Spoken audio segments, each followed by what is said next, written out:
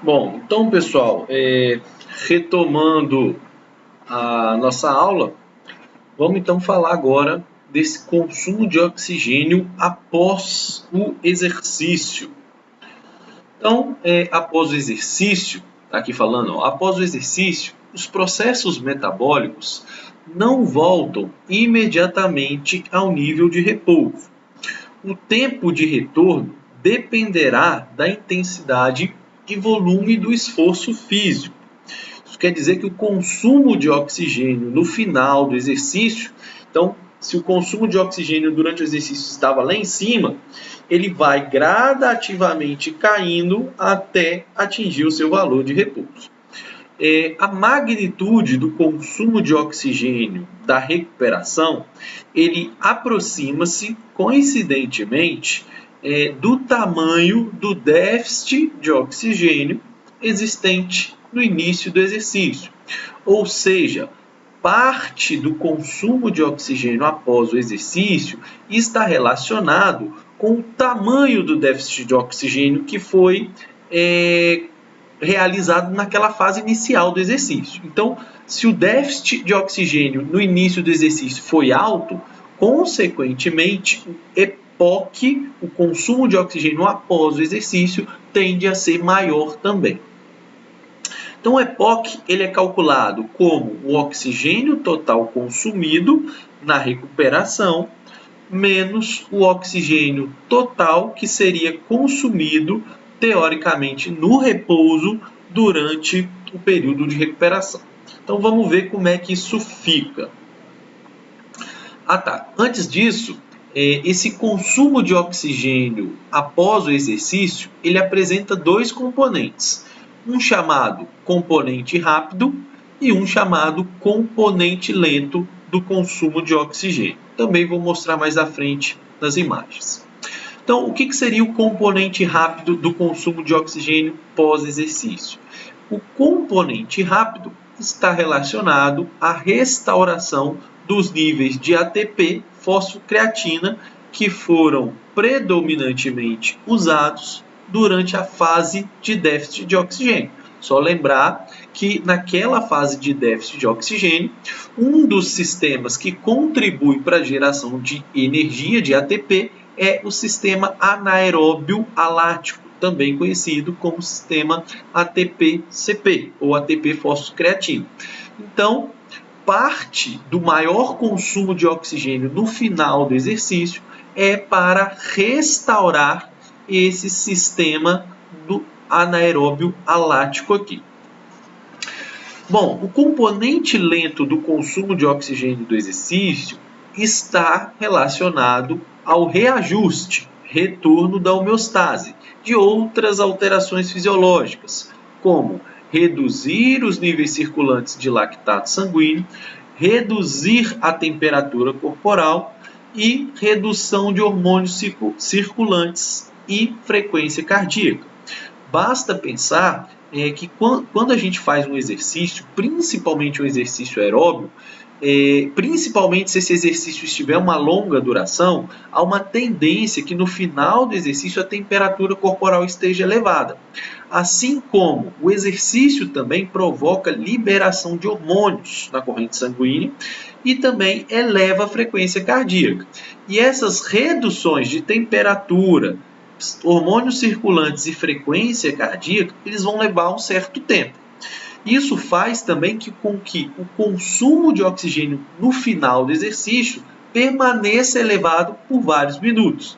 É muitas vezes associado, por exemplo, o aumento do metabolismo. Então, a gente costuma brincar que o exercício aumenta a taxa metabólica, né? Acelera o metabolismo. O que é esse acelerar o metabolismo? Esse acelerar o metabolismo, por exemplo, está associado a um maior consumo de oxigênio no final desse exercício. Então, os fatores que contribuem por EPOC, depois de um exercício exaustivo, estão apresentados nessa figura aqui. Então, primeiro, o consumo de oxigênio acima do repouso, no pós-exercício, após finalizar o exercício, está relacionado a vários fatores. Por exemplo, ressíntese de ATP fosfocreatina, ressíntese de lactato para glicogênio. Lembrando que no início do exercício, a via anaeróbia lática ela entra produzindo energia e, portanto, formando lactato. Logo, eu preciso também remover esse lactato que se acumulou no início do exercício. Oxidação do lactato, né? Então esse lactato que foi produzido no início do exercício, ele vai ser removido no final do exercício, o que vai contribuir para o maior consumo de oxigênio. Restaurar o oxigênio na mioglobina do sangue, então é outro fator associado ao aumento do consumo de oxigênio no final do exercício. Restaurar os efeitos termogênicos da temperatura central elevada, né? Devido ao aumento da temperatura corporal que o exercício provoca, isso também vai afetar o maior consumo de oxigênio no final desse exercício. Restaurar os hormônios circulantes e também restaurar as alterações de frequência cardíaca e da ventilação. Okay? Então, esses aqui são os fatores que contribuem para o aumento do consumo do oxigênio no pós-exercício. Então, vamos entender como é que funciona esse consumo de oxigênio pós-exercício, né? Então, essa primeira imagem, ela está mostrando no exercício leve. Então, a gente vê o estado estável, ele é alcançado rapidamente, né? Então, se a gente olhar para essa figura, aqui, ó, a gente observa a fase de repouso, que está representado aqui, que não está dando para visualizar, a fase de início do exercício até atingir o estado estável. Perceba que esse déficit de oxigênio, que a gente já comentou, ele é pequeno, né? Devido à intensidade do exercício, que é um exercício leve. Então, o EPOC, e aí, quando eu termino o exercício, perceba que o consumo de oxigênio ele não desce imediatamente os valores de repouso. Pelo contrário, o consumo de oxigênio, quando você finaliza o exercício, ele continua por alguns minutos ou por algumas horas maior que o consumo de oxigênio de repouso. Então, o que a gente observa é que esse consumo de oxigênio ele vai caindo até atingir o consumo de oxigênio do repouso. Então, essa fase onde o consumo de oxigênio vai caindo lentamente até atingir um consumo de oxigênio proporcional ao repouso é chamada de EPOC, certo? Então, o consumo de oxigênio pós-exercício nada mais é do que um consumo de oxigênio elevado acima dos valores de repouso após você finalizar esse exercício. Então, o que essa imagem aqui está nos trazendo é que no exercício leve, o déficit de oxigênio é pequeno devido à intensidade do exercício e o EPOC também é pequeno, apresentando apenas um componente rápido. Então, o EPOC aproxima-se do déficit de oxigênio e apresenta apenas um componente rápido da recuperação. Então, o que seria um exercício leve?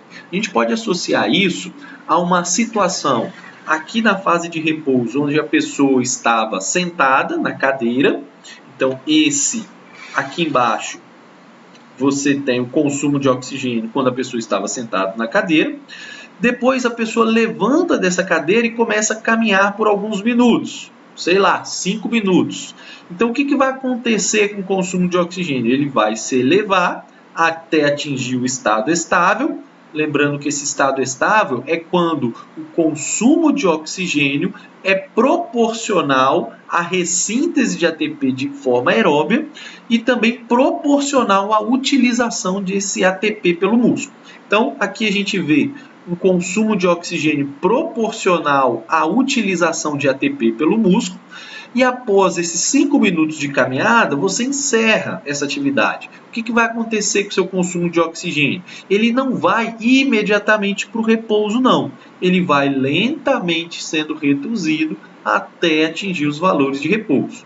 Então, de modo geral falando, é como se você iniciasse uma atividade e após encerrar essa caminhada, o seu consumo de oxigênio, ó, olhando aqui para mim, ele vai voltando lentamente até que esse consumo volte aos valores de repouso, né? Então esse é um componente rápido da recuperação, ok? Vamos olhar então como que isso ficaria a partir de um exercício moderado a intenso. Vou fazer uma pausa no vídeo aqui, porque a plataforma não me permite vídeos muito longos, ok?